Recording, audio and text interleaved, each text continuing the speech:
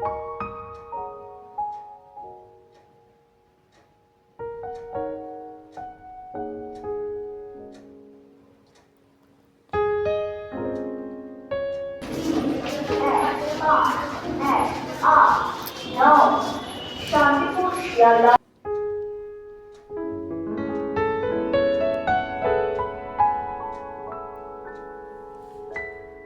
সকাল সবাইকে। কেমন আছো তোমরা সবাই? আশা করছি তোমরা সবাই ভালো আছো।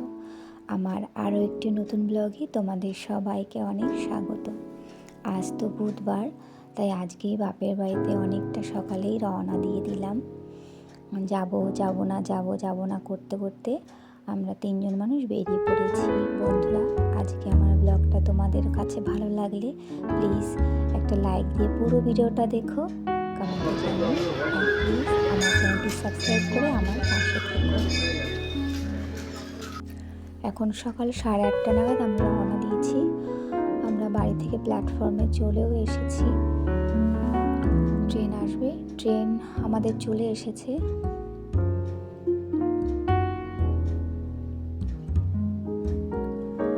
আচ্ছা, ট্রেন থেকে নেমে না আমরা অটোতে উঠেছি। অটোতে করে আমরা যাব বেলঘরিয়া। সেই বেলঘরিয়া ওখান থেকে আমাদের কল্যাণী সীমান্ত ট্রেনটা ধরবো। আমার বাপের বাড়ি হচ্ছে কল্যাণী সীমান্ত, একদম শেষ মাথার প্ল্যাটফর্মে, যে প্ল্যাটফর্মে আমরা নামব। যাই হোক, এবার আমরা তো সেই জায়গাতে চলে এলাম, বেলঘরিয়া প্ল্যাটফর্মে চলে এসেছি। এবার দেখি এখানে ট্রেনের টাইম টেবিলটা দেখতে হবে, আমাদের কল্যাণী সীমান্ত ট্রেনটা কখন আসে। আর প্রত্যেকবারই আমরা এই দোকানটা থেকে আমরা খাবার নিয়ে থাকি। এখানে বসেই খাবার খেয়ে নিই বা ট্রেনে বসে খেয়ে নিই। খাবার কেনা হচ্ছে। আমরা এখন ট্রেনের জন্য অপেক্ষা করছি, দাঁড়িয়ে আছি এখানেই। প্রচুর লোক আছে।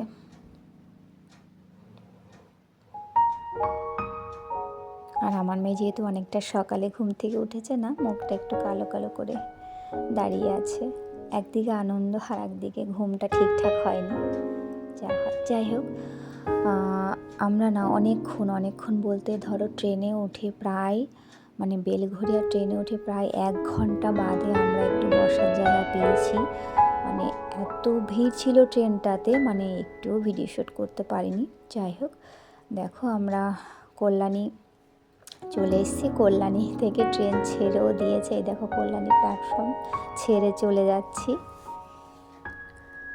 ভিডিওটা তোমরা দেখতে থাকো, আশা করছি তোমাদের একটু হলেও ভালো লাগবে।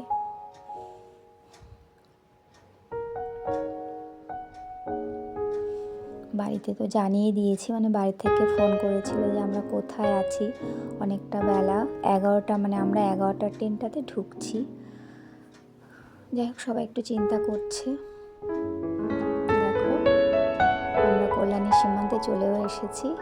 চারিদিকটা কত সুন্দর সবুজ, দেখো। এই সবুজ দেখলে না মনটা অনেক ভালো হয়ে যায়। দেখো কল্যাণী সীমান্ত, এখানেই নামবো। এখান থেকেই ওই কিছুক্ষণের ধরো আমার বাপের বাড়িটা পায়ে হেঁটে ওই 2-3 মিনিট হবে এরকম। যাই হোক, প্ল্যাটফর্মে নেমে গিয়েছি। এবার একটু মিষ্টি নিতে হবে, মিষ্টির দোকানের দিকে যাচ্ছি। আর আমাদের এখানে ফেমাস মিষ্টি হচ্ছে ঢাকেশ্বরী সুইটস।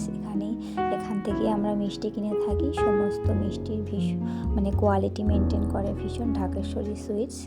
বহু পুরনো মিষ্টির দোকান। আমার মা তখন অনেকটাই ছোট্ট, তারও আগেরও মিষ্টির দোকান, তাহলে তোমরা বোঝো কত পুরনো।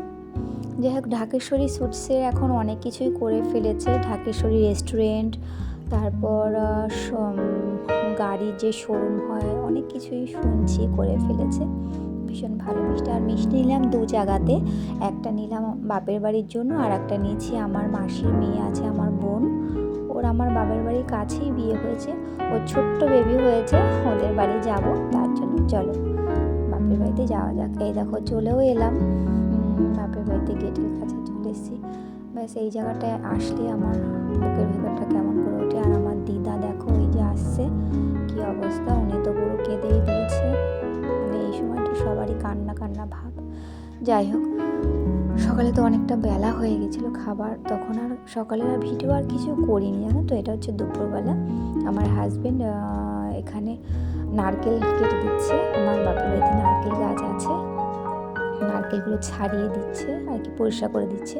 ছাড়ানোর পরে এগুলো দিয়ে পিঠে হবে বিকেলবেলাতে, তারই আয়োজন চলছে আর কি। আর দুপুরে রান্নাবান্না জানো, আমার ভাই যেহেতু ওর অফিস 11টা থেকে, ও অনেক কিছুই করে রেখে গেছে। দেখো, আর আমার মেয়ে দেখো কি করছে, এটা আটকে গেছে, খুলতে পারছে না।